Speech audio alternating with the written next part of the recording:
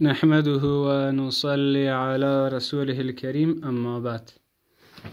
سلسلة دروس ترجمه تحت اللفظي قرآن عظيم الشأن سورة المائدة آية 24 إلى 30. أعوذ بالله من الشيطان الرجيم. بسم الله الرحمن الرحيم. قالوا گفتنی بنی اسرائیل یا موسی موسی علیه السلام اینا یقینا ما لن ندخلها هرگز داخل نمیشیم ها به سرزمین ابدا هیچگاه ما دامو تا زمانی که باشن او جبارین فیها در زمین فذهب پس برو انت تو موسی علیه السلام و ربک و پروردگارت فقاتلا پس بجنگین شما دو اینا یقینا ما ها هنا اینجا قاعدون نشستگان هستیم. قال گفت موسی علیه السلام ربی ای پروردگار ما اینی یقینا ما لا املکو مالک نیستم اختیار ندارم الا مگر نفسی خود را و اخی و اختیار برادر خود دارم ففرق پس جدایی بیندازی الله متعال جدایی بیار بیننا در بین ما و بین قوم الفاسقین و بین قوم فاسق نافرمان. قال گفت الله متعال فإنها پس یقینا ای سرزمین مقدس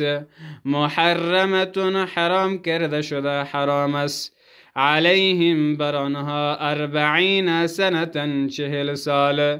یتیهون سرگردان میشون آنها فی الارض در زمین فلا تأسا پس غم مخور ای موسی علیه السلام علی القوم الفاسقین بر قوم فاسق و برآمده از طاعت فرمان الله متعال و تلو تلاوت بکو بخوان علیهم برانها ای پیامبر صلی الله علیه و سلم نبأ خبر و داستان ابنی آدم دو پسر آدم را که حابیل قابیل است بالحق به حق و مطابق واقعیت از وقتی که قربا پیش کردن ای دو پسر قربانا قربانی را فتقبل پس قبول کرده شد من احدهما از یکی از این دو فرزند ولم یتقبل و قبول کرده نشد من الاخر از دیگری از کسی که قبول شد حابیل بود از کسی قبول نشد قابیل بود. قال گفت قابیل لأقتلنک خامخا میکشم قابیل تو حابیل را. قال گفت حابیل انما جز این نیست که یتقبل الله قبول میکنه و میپذیره الله متعال من المتقین از پرهیزگارا را. لئن بسطت اگر بگشایی تو باز بکنی تو قابیل الیه به طرف ما یدک دستت را لتقتلنی تو مرا قتل بکنی بکشی ما انا نیستم ما بباسط گشاینده و گستراننده یدی دست ما الیک به طرف تو لاقتلک تا تو را بکشم و قتل بکنم چرا که اینی یقینا ما اخاف می ترسم الله از الله متعال رب العالمین که پروردگار عالمیان و جهانیان است. اینی یقینا ما اريد میخواهم اراده دارم ان تبوء این که برگردی تو به اثمی با گناه ما با گناه قتل ما و اثمک و با گناه خودت فتکون پس باشی تو من اصحابی از همدمان و از ملازمان النار آتش و ذالک و این است جزاء الظالمین جزای ظالما و ستمگرا.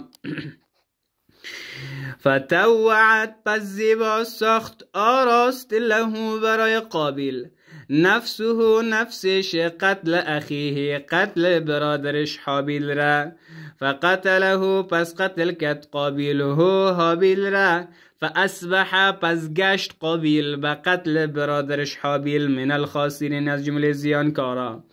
فبعث الله پس برانگیخت و فرستاد الله متعال غرابا زاغره یبحث که میکوید فی الارض در زمین حفر میکده لیوریه تا نشان بته ایزاغه بمی قابیل که کیف چگونه یواری پنهان میکنه و پنهان بکنه سوءت اخی جسد برادر خود را حابیل را. وقتی که منظر قابیل دید قال گفت قابیل یا ویلتا ای وای بر ما ای افسوس اعجزت آیا ما عاجز شدم ناتوان شدم ان اکون این که باشم مثل هذا الغراب مثل عزیزاغ فاواری پس پنهان بکنم سوءت اخی جسد برادر خود را. عمل بد نتیجه شمیست. فاصبح من النادمین پس گشت از جمله پشیمان شدگان و پشیمانان. سبحانك اللهم وبحمدك اشهد ان لا اله الا انت استغفرك واتوب اليك.